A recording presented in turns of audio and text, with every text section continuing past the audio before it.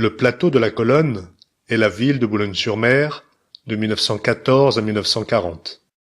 Sur fond de rivalité économique et de volonté expansionniste, la Première Guerre mondiale débute le 28 juillet 1914, un mois après l'assassinat de l'archiduc François Ferdinand, héritier de l'Empire austro-hongrois, et de son épouse, Sophie Chotek, duchesse de Hohenberg, par le nationaliste serbe de Bosnie, Gavrilo Princip. Le dimanche 2 août 1914 paraît l'ordre de mobilisation générale. Il est placardé devant la sous-préfecture et sur le quai Gambetta, au niveau de l'entrepôt au sel. Félix Adam, maire de Boulogne depuis 1912, en appelle au patriotisme de ses concitoyens pour faire face aux heures sombres qui s'annoncent. La vie paisible de Boulogne sera fortement perturbée par la Première Guerre mondiale qui sévit dans le Pas-de-Calais, plus fortement qu'ailleurs en France. L'activité de la pêche sera fortement perturbée par la guerre maritime et par les sous-marins allemands. Les masses de réfugiés belges et nordistes commencent à déferler sur la ville. Ils croisent les soldats français qui partent au front. À partir du 12 août 1914, les navires britanniques de transport de troupes arrivent en nombre à Boulogne. Ils débarquent avec armes, bagages, véhicules et de très nombreux chevaux. Les troupes de soldats viennent de toutes les parties de l'Empire britannique, de tout le Royaume-Uni et des colonies.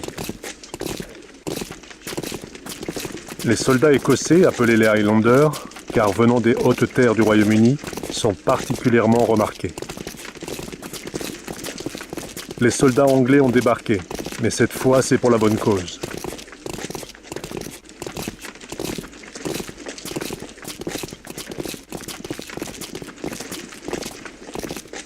Ils sont partout dans la ville.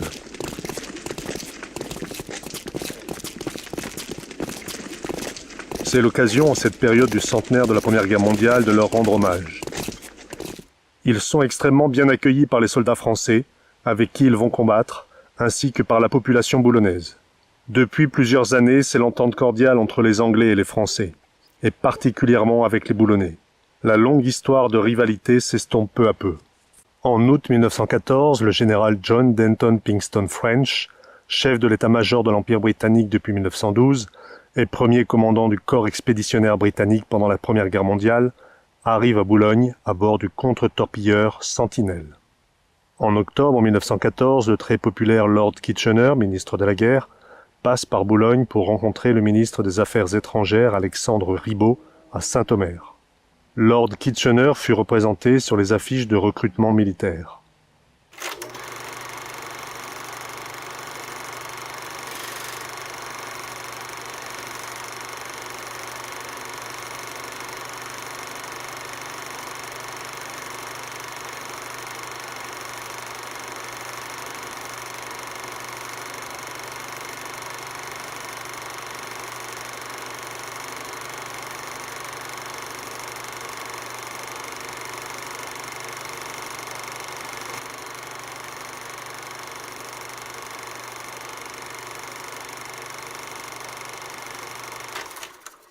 Le 18 août 1914, il avait adressé au corps expéditionnaire anglais un message très britannique.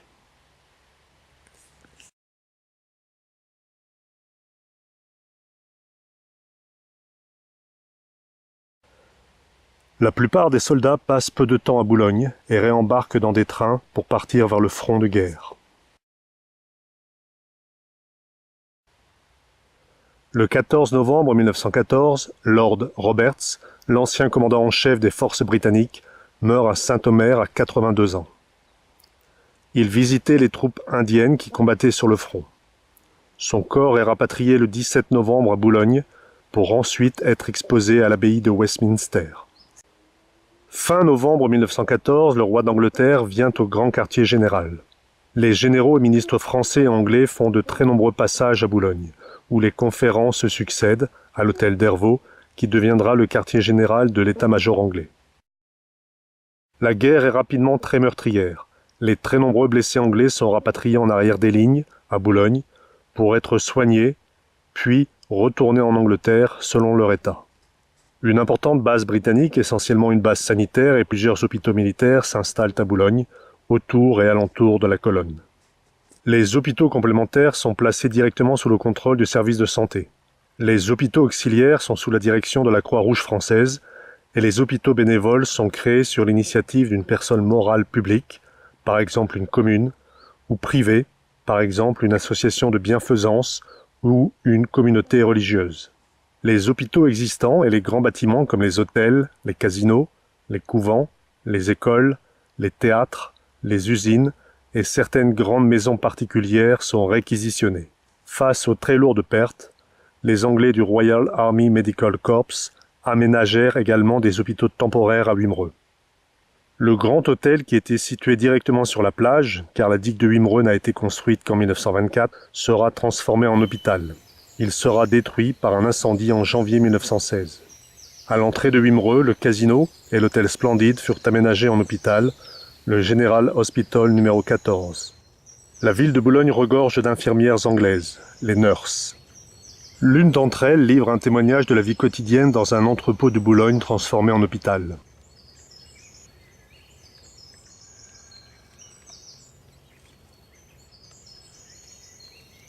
Les nurses sont sous les ordres d'une infirmière en chef qui a le titre de matron in chief. Chaque ambulance comprend comme personnel 60 hommes. Un médecin-major, chef de service, 5 aides-majors, un pharmacien, 2 officiers d'administration, 38 infirmiers dont 2 sous-officiers et 4 caporaux. Comme matériel, l'ambulance comprend une voiture pour le personnel, 4 fourgons du service de santé, un fourgon de vivres. Les tentes militaires sont parfois appelées, à cause de leur forme, tentes tortues. En 1914, les ambulances utilisées étaient encore tirées par des chevaux, les ambulances hippomobiles. Ce ne fut qu'à partir de 1915 que se généralisa l'usage des ambulances automobiles. En 1915, un correspondant du Times notera que l'ambulance automobile est à Boulogne aussi caractéristique que l'est la gondole à Venise. Plusieurs milliers de femmes anglaises sont engagées dans l'armée britannique, que ce soit comme nurse ou bien comme auxiliaire afin d'aider en tant que conductrice d'ambulance automobile, ou bien pour prendre soin des blessés dans les camps sanitaires. Lors de la Première Guerre mondiale, de nombreux hôpitaux et des camps sanitaires sont créés à la périphérie du port de Boulogne. Dans la direction du sud-est de la colonne, à Marlborough, fut installé pendant la Première Guerre mondiale un camp de l'armée anglaise.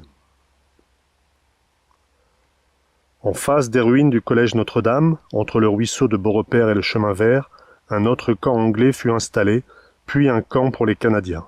La guerre de 1914 laissa intacte la colonne de la Grande Armée, et l'empereur vit ainsi sur sa falaise s'étaler les camps britanniques avec des Anglais, des Canadiens, des Australiens, des Hindous et des Néo-Zélandais. Les Britanniques installèrent leurs hôpitaux, camps sanitaires et ambulances de campagne pour soigner les blessés qui ne pouvaient pas être rapatriés en Angleterre. Ils installèrent également leurs cimetières, tellement le nombre de morts fut important. La plaine de Marlborough est située sur la commune de Saint-Martin-les-Boulognes, le long de la route qui mène à Hucardène, dans la direction du Molenbeek. Ce terrain a été appelé Marlborough depuis le XIXe siècle, en hommage à John Churchill, le premier duc de Marlborough, né en 1650 et mort en 1722. Il fut général et un homme politique anglais très important, dont la carrière s'est étendue sur le règne de 5 monarques, du XVIIe au XVIIIe siècle. Une colonne a été érigée en son honneur dans les années 1830 à Blenheim, dans l'Oxfordshire, la colonne de la Victoire. En février 1915, l'hôpital britannique de Marlborough était transformé en camp de repos pour éviter aux soldats les risques de la traversée. Ces nombreux baraquements et tentes pouvaient contenir près de 2000 hommes. Il y avait là une chapelle catholique, une chapelle protestante, des cantines, une bibliothèque, une salle des fêtes, un terrain de football, un terrain de tennis, des bains-douches, une salle de musique, etc. En 1918, 5 torpilles larguées par des avions allemands firent des ravages sur le camp de Marlborough. Le campement hindou de Marlborough était situé de l'autre côté de la rue qui mène à Hucardène, le long du mur d'enceinte de l'école Notre-Dame qui avait brûlé en 1907. Tout autour de Boulogne s'établissent d'abord des masses de tentes rondes ou rectangulaires, puis des baraquements en bois. Sur le plateau de la colonne, le long du chemin vert, dans l'axe de la colonne de la Grande Armée vers la cathédrale, s'installent ainsi les camps anglais de convalescence et de permissionnaires, puis par la suite des camps pour les Canadiens. Le camp de la Colonne était une véritable ville de toile, contenant plus de 200 lits. Plus de 150 000 hommes y séjourneront de 1914 à 1918. Le soin que prenaient les Anglais de leurs blessés ou de leurs malades était admirable. Les camps anglais étaient très bien installés. Chaque baraquement était entouré d'un jardinet dont les fleurs, au printemps et à l'été, devaient mettre dans les yeux et dans les cœurs la consolation que procure toujours la beauté. Les allées et venues des nurses, dont l'uniforme gris au mantelet bordé de rouge, jettent partout une note claire, et des hospitalisés entièrement vêtus d'étoffes bleues, qui les fait reconnaître de loin, donnent à l'ensemble de l'hôpital une animation exempte de bruit. L'intérieur des pavillons a le même attrait que l'extérieur. Tout y est propre, reluisant, sain, confortable, aimable. À leur sortie de l'hôpital, les hommes viennent ici achever leur guérison. Leur séjour y dure environ 3 semaines. Pendant ce temps, ils s'occupent à toutes sortes de travaux faciles qui leur redonnent peu à peu des muscles. Les uns font du jardinage, d'autres, dans des ateliers parfaitement aménagés, fabriquent des ustensiles de ménage en utilisant les vieilles boîtes en fer blanc. Quelques-uns travaillent le bois et se servent de grosses cordes pour faire de solides paillassons. De grandes salles de récréation où sont réunis des jeux variés ainsi que les salons de lecture et de correspondance procurent un délassement nécessaire aux convalescents suite aux très dures épreuves qu'ils ont subies. En 1918, lors du 12e bombardement de Boulogne, l'hôpital canadien de la Colonne fut touché par une torpille lancée depuis un Gotha.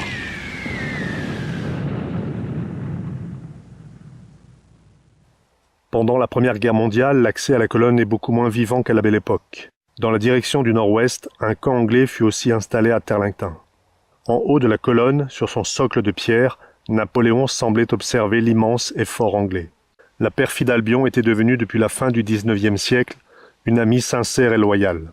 C'était l'entente cordiale qui avait remplacé la suspicion et la haine. Le train-ambulance reliait un hôpital mobile de campagne à un hôpital fixe, ou bien encore à un port d'embarquement. Dans les premières semaines de la guerre, un certain nombre de trains-ambulances furent improvisés par les chemins de fer français et mis à la disposition des troupes britanniques. Vers avril 1915, 3 modèles fabriqués en Angleterre furent livrés au corps expéditionnaire britannique. Par la suite, des trains sanitaires correspondant à des normes bien définies furent construits. Chacun de ces trains d'un modèle standard possédait 16 voitures, y compris un wagon pharmacie, 2 cuisines, une voiture pour le personnel et un fourgon pour le matériel. Chaque voiture contenait 36 lits superposés sur 3 niveaux. Il existait différents types de trains sanitaires. Les trains sanitaires improvisés pour blessés couchés, permettant de transporter à la fois 396 blessés couchés. Les trains sanitaires improvisés pour blessés assis, permettant de transporter 1 millier de blessés pouvant voyager assis. Les trains ordinaires de voyageurs pouvant transporter environ 1200 éclopés sur les dépôts. Les trains arrivaient soit en gare centrale, soit à la gare maritime. Ensuite, en fonction de leur état, les blessés étaient transférés dans des hôpitaux boulonnais, puis dans les camps de convalescence de la Colonne, pour respirer le bon air revivifiant de Boulogne. Dans d'autres cas, certains blessés étaient transférés directement par bateau de transport, selon leur état, avec d'autres passagers, ou bien dans des bateaux hôpital vers l'Angleterre. Les bateaux prenaient principalement la direction de Folkestone, pour ceux partant de Boulogne, et de Douvres, pour ceux partant de Calais. Les navires hôpitaux étaient souvent des cargos ou des yachts transformés. De nombreux bateaux hôpitaux furent coulés par les torpilles allemandes durant la Première Guerre mondiale. Boulogne-sur-Mer était le principal port d'embarquement pour les blessés. En une occasion, il ne fallut que 19 minutes pour descendre du train 123 blessés. En Angleterre, les principaux ports de débarquement pour les navires hôpitaux étaient Douvres, Folkestone et Southampton. Le 25 septembre 1914 a lieu le premier des nombreux bombardements sur Boulogne. Fin 1914, des affiches sont placardées pour l'identification des avions ennemis, que sont principalement les Taube et les Gotha, et qui deviendront des termes malheureusement familiers pour les Boulonnais. À chaque alerte, la foule s'engouffre dans tous les abris mis à sa disposition. Chaque soir, de longues files de femmes, d'enfants, de vieillards se dirigent vers les souterrains du château. Il en vient de Saint-Martin, d'Outreau, d'Henryville, du Portel, voire même d'Équien. Pour faciliter l'entrée et la sortie de cette foule qui certains soirs s'élèvera à plus de 2000 personnes, 2 portes sont percées dans les murs des fossés du donjon, l'une sur le boulevard Irvin, l'autre sur le boulevard du Prince-Albert.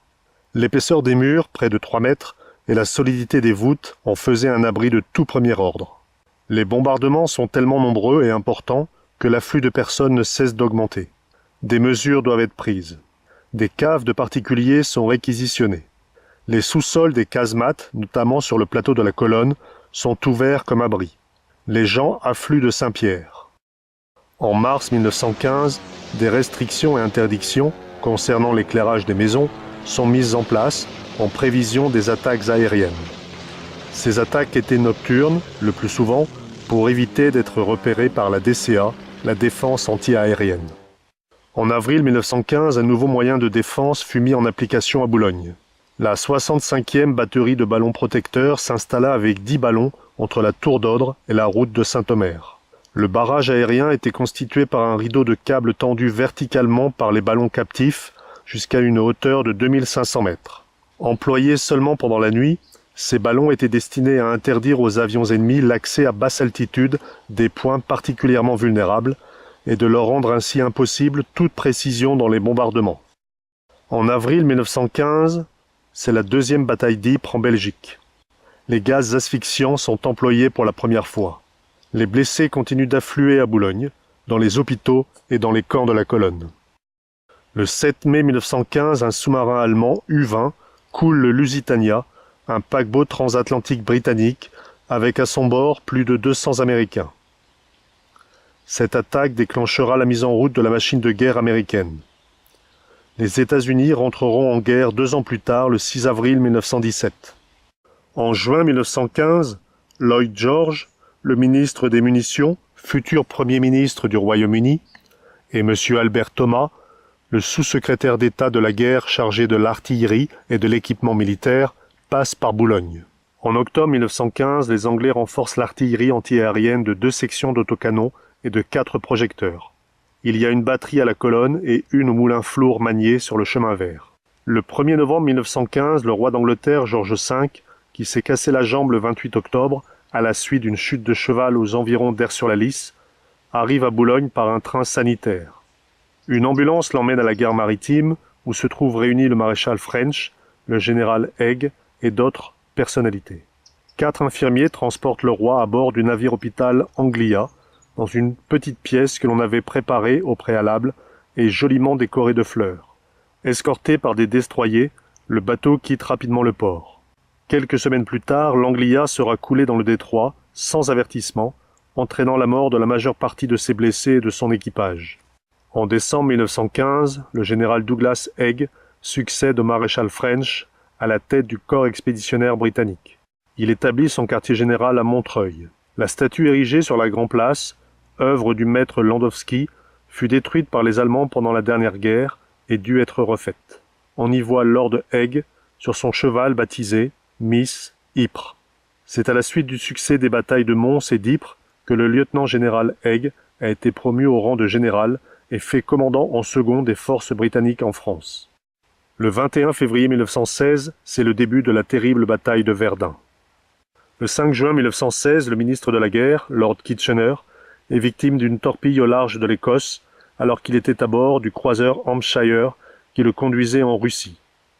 À Boulogne-sur-Mer, le 7 juin 1916, le drapeau anglais arboré en permanence sur le beffroi depuis le début de la guerre est mis en berne à l'occasion de sa disparition.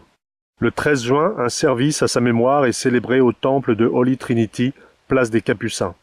Toutes les autorités militaires et civiles françaises y assistent, aux côtés des états-majors britanniques de la ville. Le 1er juillet 1916, c'est le début de la bataille de la Somme, avec 58 000 soldats britanniques mis hors de combat, dont 19 240 morts en une journée. La Première Guerre mondiale fut terriblement meurtrière. Et à partir de 1916, le cimetière de Wimereux n'était plus en capacité d'accueillir les très nombreux corps des soldats morts des suites de leurs blessures. Un autre cimetière a été ouvert à Terlington, en contrebas de la colonne de la Grande Armée. Le 20 octobre 1916, une conférence des Alliés se tient à l'hôtel impérial de Boulogne pour préparer l'expédition de Salonique. À cette conférence étaient présents le ministre des Finances Alexandre Ribot, ancien président du Conseil des ministres et ministre des Affaires étrangères. Le général Pierre-Auguste Roch, ministre de la Guerre et un des premiers organisateurs de l'aviation militaire française. Le président du Conseil des ministres et ministre des Affaires étrangères, Aristide Briand. Le général Joseph Joffre, commandant les armées françaises. Le ministre d'État Léon Bourgeois. Albert Thomas, le sous-secrétaire d'État de la guerre, chargé de l'artillerie et de l'équipement militaire. Le ministre de la Marine, l'amiral Lucien Lacaze. Pour les Anglais, le Premier ministre Herbert Asquith, le ministre des Affaires étrangères Edward Grey, le lord de l'Amirauté Arthur Balfour, le ministre des Munitions David Lloyd George, futur Premier ministre. Le chef d'état-major des armées, le général William Robertson, et le commandant en chef à la tête du corps expéditionnaire britannique, Douglas Haig. En juillet 1917, la reine d'Angleterre, l'épouse du roi George V, passe à Boulogne visiter les hôpitaux. Le 10 juin 1917, arrivent à Boulogne des officiers américains se rendant au grand quartier général de Montreuil. Le 12 juin 1917, le général Pershing débarque du paquebot anglais l'Invicta, qui signifie l'invincible.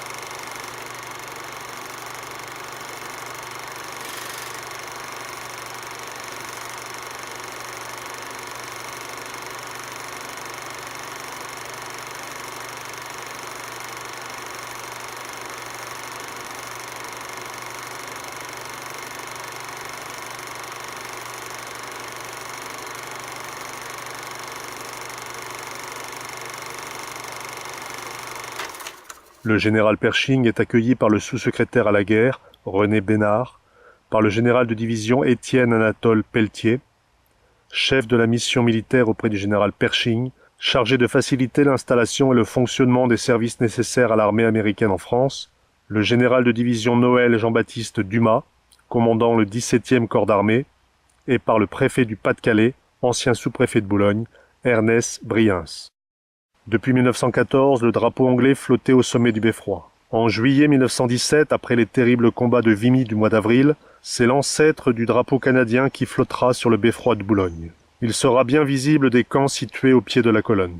En septembre 1917, une batterie de DCA anglaise de 2 pièces est installée à proximité de la colonne de la Grande Armée, afin de renforcer la lutte contre les bombardements aériens.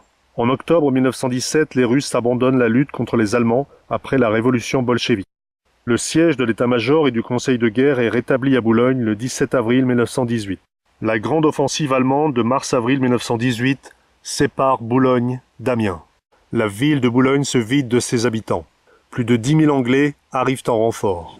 Le 1er août 1918, plusieurs torpilles éclatèrent en même temps sur l'hôtel d'Hervaux, base britannique à Boulogne-sur-Mer, située grande rue en face de l'ancien musée. Presque aussitôt, le feu prit dans les décombres. Ce qui n'avait pas été écrasé par le bombardement fut la proie des flammes. À 1h du matin, les flammes montaient à 50 mètres de hauteur en envoyant des myriades d'étincelles et de débris incandescents qui retombaient sur la ville en une véritable pluie de feu. On estime que ce bombardement a tué plus de 50 Britanniques et une dizaine de boulonnais des maisons environnantes. Le 11 novembre 1918, c'est l'armistice de la Première Guerre mondiale qui perdurera néanmoins jusqu'en 1923. Le 27 novembre 1918, c'est M. Auguste Chauchois, suppléant du maire Félix Adam, très malade, qui accueille la visite officielle du roi George V à Boulogne. Le 23 mars 1919, le maire, Félix Adam, meurt à 52 ans, victime de son dévouement envers les Boulonnais, après avoir essayé pendant quelques semaines de reprendre la direction des affaires municipales. Le traité de Versailles, le traité de paix entre l'Allemagne et les Alliés, est signé le 28 juin 1919. Le 14 juillet 1919, les armées défilent sur le boulevard Sainte-Beuve.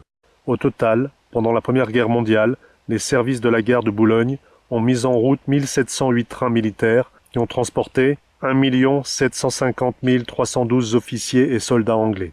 La gare de Boulogne a reçu 4115 trains ambulances avec plus d'1 million de blessés britanniques, soit les 2/3 de l'ensemble des blessés du Royaume-Uni. La gare de Boulogne a en outre assuré le départ de 25 022 trains de ravitaillement et d'explosifs, ainsi que 857 000 wagons de pierre des carrières de Marquise et des environs en vue de la réfection des routes du front. Le mouvement général des trains en gare fut pendant les hostilités extraordinairement important. La base anglaise ne quittera définitivement Boulogne que le 1er janvier 1920. Le 5 novembre 1919, la ville de Boulogne reçoit la Croix de guerre 14-18 par le président du Conseil des ministres français et ministre de la guerre, Georges Clemenceau. Le 11 juillet 1919, une cérémonie est organisée sur la place de l'Hôtel de Ville pour cette remise de décoration. Pendant la Première Guerre mondiale, les morts anglais furent si nombreux qu'ils ne pouvaient plus être rapatriés. Il a été décidé de les enterrer sur place. Près de 6 000 Britanniques ont été enterrés à Boulogne. Le cimetière de l'Est n'étant plus suffisant, un cimetière a été mis en place entre 8000 et Wimereux, au niveau de Terlington, dès 1916. Le 13 mai 1922, le roi George V se rend à Boulogne et visite la colonne. Il inaugure également le cimetière de Terlington, à l'ombre du plus grand des soldats français. L'allée centrale du cimetière, avec la pierre du souvenir, est dans l'axe de la colonne. Chaque sépulture est surmontée d'une stèle blanche, sur laquelle est gravé l'emblème national ou l'écusson du régiment, suivi du grade, du nom de l'unité, de la date du décès, de l'âge et du symbole religieux selon l'appartenance de chacun. Dans les années 1920, la vie reprend son cours doucement après les tragédies de la Première Guerre mondiale. La colonne de la Grande Armée est demeurée intacte, ce qui ne sera pas le cas lors de la Seconde Guerre mondiale. Les visiteurs reviennent observer le panorama de la plateforme de la colonne de Boulogne. La photochromie permet de voir la colonne avec des couleurs presque naturelles. En 1930, la fête du centenaire des Trois Glorieuses, c'est-à-dire les 3 journées des 27, 28 et 29 juillet 1830 qui marquèrent la Révolution de Juillet et la fin des Bourbons, est fêtée mollement à Boulogne. Un spectacle en plein air est organisé devant la colonne de la Grande Armée. La pièce Guillaume Tell est représentée en l'honneur de Sainte-Beuve, critique littéraire et écrivain français né à Boulogne-sur-Mer. La société musicale belge des Gilles participe à cette fête. Dans les années 30, le plateau de la colonne s'urbanise un petit peu le long des rues, mais le chemin vert reste encore très vert.